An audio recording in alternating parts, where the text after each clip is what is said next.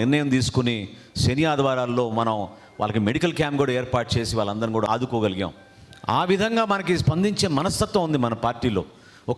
పవన్ కళ్యాణ్ గారి పిలుపుతోటి ఎక్కడెక్కడి నుంచో ఇతర దేశాల నుంచో కూడా ఎంతోమంది వ్యక్తులు వచ్చి పార్టీ కోసం కష్టపడదాం, నిలబడదాం అనే ఒక స్ఫూర్తిని ప్రతి చోట కూడా మనకు కనపడుతూ ఉంటుంది. ఈరోజు మన ప్రభుత్వంలోకి వచ్చాం. కూటమి ప్రభుత్వంలో మనం ఒక భాగస్వాములుగా గర్వంగా రాష్ట్రానికి ఉప ముఖ్యమంత్రి మన పవన్ కళ్యాణ్ గారు మన పార్టీ అధ్యక్షులుగా నిలబడినందుకు మనందరం కూడా ఒక మంచి నాయకత్వం కలిసి పనిచేయాలి. ఏ విధంగా మన కూటమిలో మన వంతు మనం సహాయం అందించగలుగుతాం, మన వంతు మనం ప్రభుత్వాన్ని బలోపేతం చేయడానికి కోసం ఏ విధంగా పాల్గొంటాం అనే దానిపైన కూడా మీ దృష్టి సారించాలి. నేను మొన్న కేంద్ర కార్యాలయంలో జరిగిన సందర్భంలో నేను మీకు ఇదే పిలుపునిచ్చా. దయచేసి మీరందరూ కూడా మీరు వారధులు, సామాన్యులు ఎదుర్కొన్న సమస్యలపైన స్పందించే మనస్తత్వం ఎక్కువ మన జన సైనికులకు ఉంటుంది. కాబట్టి మీరు సమాజానికి వారధులుగా, పార్టీ ఈరోజు ప్రభుత్వంలో ఉంది కాబట్టి దయచేసి మీరు కొంతవరకు ఈ సబ్జెక్ట్స్ పైన అవగాహన తెచ్చుకోండి. అవి స్థానికంగా ఉన్న చిన్న చిన్న సమస్యలు ఉండొచ్చు. ఏదో మనం కమిషనర్కి ఫోన్ చేస్తే పని అయిపోతుంది అనుకుంటే ఒక సందర్భంలో అవ్వకపోవచ్చు. ఎవరి దగ్గరికి వెళ్ళాలి, ఎవరితో చేయించుకోవాలి, ఆరోగ్య సమస్యలు ఉంటే మనం ఏం చేయాలి, మంచినీటి సమస్యలు ఉంటే మనం ఎవరికి ఫోన్ చేయాలి, ఏ విధంగా మన పార్టీ యంత్రాంగాన్ని మన ప్రభుత్వాన్ని మనం ఉపయోగించుకోవచ్చు, ప్రజలు పడుతున్న ఇబ్బందులు ఏంటనేది దానిపైన మీకు అవగాహన ఉంటే చాలా చక్కగా మీరు మాట్లాడి ప్రజల్ని మీరు ప్రభావితం చేసే విధంగా 10 మందిని మనం ఏ విధంగా గత 5 సంవత్సరాల్లో పార్టీ కోసం నిలబడి కష్టకాలంలో కార్యక్రమాలు చేశామో దాన్ని ప్రజల్లోకి తీసుకెళ్ళడానికి మీరందరూ కూడా సిద్ధమవుతారు. ఒక్కసారి మీరు ఊహించండి, ఆలోచించండి. నిజంగా నన్ను అన్నిటికన్నా కదిలించే సంఘటన ఏంటంటే, ఆవిర్భావ దినోత్సవానికి మనం ఇప్పటంలో జరిగే సభకి ప్రిపేర్ అవుతూ ఉంటే ఎక్కడో ఒంగోలు నుంచి ఒక మేస్త్రి వచ్చి ఆ రోజు ₹1,00,000 ఆర్థిక సాయం నాకు అందిస్తే పవన్ కళ్యాణ్ గారికి అందించండి జనసేన పార్టీ కోసం అంటే ఏం చేస్తారని నేను అడిగాను మిమ్మల్ని. అంటే ఇట్లా చిన్న మేస్త్రి పని చేసుకుంటూ ఉంటాను, నా దగ్గర 10 మంది పని చేస్తారని చెప్పారు. అది అయినాక తన కుటుంబ సభ్యులతో ఫోటో తీసుకుంటానని అడిగితే ఆ కుటుంబాలని చూసి వాళ్ళిద్దరు బిడ్డల్ని చూసి ఆ డబ్బు ఆయనకి రిటర్న్ చేసి దయచేసి ఆ బిడ్డల్ని చదివించుకోవడానికి ఉపయోగించుకోండి నేను చెప్తాను పవన్ కళ్యాణ్ గారి మీ గురించి అంటే ఆయన అన్న మాట మనందరికీ స్ఫూర్తిదాయకం.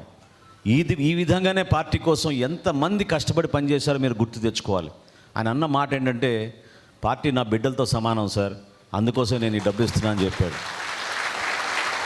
ఒక చిన్న కుటుంబం, అంత స్మాల్ బ్యాక్గ్రౌండ్ నుంచి కష్టపడి వచ్చిన వ్యక్తి ఆ రోజున ఇప్పటం సభ 3 సంవత్సరాల క్రితం మనం నిర్వహించినప్పుడు ఆ సభ విజయవంతం జరగాలని ఒంగోలు నుంచి ప్రయాణం చేసి వచ్చి కుటుంబంతో మన పార్టీకి సహాయంగా నిలబడ్డాడంటే మనందరం కూడా ఎంత స్ఫూర్తిదాయకం దాన్ని తీసుకోవాలో మీరు ఆలోచించండి. అదేవిధంగా అమలాపురంలో ఒక ట్యాక్సీ డ్రైవర్ పాపం పగలంతా ట్యాక్సీ నడుపుకొని సాయంత్రం క్రియాశీలక సభ్యత్వం చేసుకుంటూ దాదాపు 1400 సభ్యత్వం గత సంవత్సరం చేపించాడు ఒంటరిగా. ఇటువంటి వ్యక్తులు ఎక్కడ చూసినా మనకి పార్టీలో పాపం కృషి చేసి నిలబడే వ్యక్తులు ఎంతోమంది ఉన్నారు. ఒక టైలర్ మా నియోజకవర్గంలో ఒక టైలర్ దాదాపు 160 సభ్యత్వాలు చేయించాడు రాత్రింపగలు కష్టపడి. చిన్న కుటుంబాల నుంచి వచ్చిన మహిళలు నా దృష్టికి తీసుకొచ్చారు.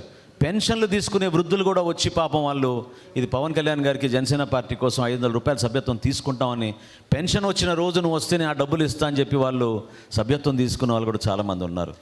ఇవన్నీ కూడా మనకి ఆదర్శవంతంగా నిలబడాలి. ఎందుకంటే ప్రభుత్వంలో వచ్చాం కదా అని మనం అహంకారంతోటో లేకపోతే మన దగ్గర అధికారం ఉందనో మనం ముందుకెళ్తే అది కరెక్ట్ కాదు. మన ప్రయాణం, మన ప్రస్థానం విలువలతో కూడింది. ఖచ్చితంగా 100% విలువలతో కూడిన రాజకీయాలు చేద్దాం, నిలబడదాం. మన పార్టీ అధ్యక్షులు దేనికోసం అయితే ఇంత కష్టపడి స్థాపించారో జనసేన పార్టీని, మన పార్టీ బలోపేతం కోసం ప్రజల్లోకి తీసుకెళ్ళాలి.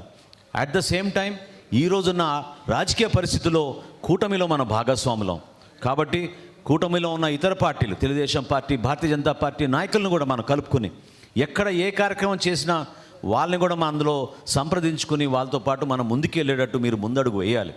అనేక సందర్భాల్లో మనం రాబోయే రోజుల్లో నిలబడాలి పార్టీ కోసం, ప్రభుత్వం కోసం. ఎందుకంటే చంద్రబాబు నాయుడు గారి నాయకత్వంలో ఈ రోజున మన రాష్ట్రంలో మనం ఏర్పాటు చేసుకున్న ఈ ప్రభుత్వం ఆర్థిక ఇబ్బందులు చాలా ఉన్నాయి. ఆ ఆర్థిక ఇబ్బందులు ప్రజలు కూడా అర్థమయ్యే విధంగా దేనికోసం కొన్ని కార్యక్రమాలు చేయగలుగుతున్నాం, దేనికోసం రాబోయే రోజుల్లో కొన్ని కార్యక్రమాల గురించి ఆలోచించి ముందడుగు వేస్తాం అనే దానిపైన వివరించాల్సిన బాధ్యత కూడా మనపైనే ఉంటుంది. ఎందుకంటే నేను ఇంత కూడా చెప్పాను, జనసేన పార్టీ నాయకులు అంటే ఎవ్వరు కూడా అధైర్యపడే నాయకులు కాదు. అందులో అందరికన్నా ముందుండేది వీర మహిళలు. వాళ్ళు ఏ విధంగా పార్టీ కోసం ఎంతో కష్టపడి పాపం వాళ్ళ గృహాల్లో ఉన్న అవసరాల పనులను కూడా వదులుకొని పార్టీ కోసం ప్రతి సమావేశంలో వచ్చి నిలబడతారో మీ అందరికీ తెలుసు. అదేవిధంగా ఈరోజు నేను మొట్టమొదటి సభ్యత్వం చేయదలుచుకుంది మన హరిప్రసాద్ గారు, వారికి సతీమణి హరిప్రసాద్ గారి గురించి మొట్టమొదటి సభ్యత్వం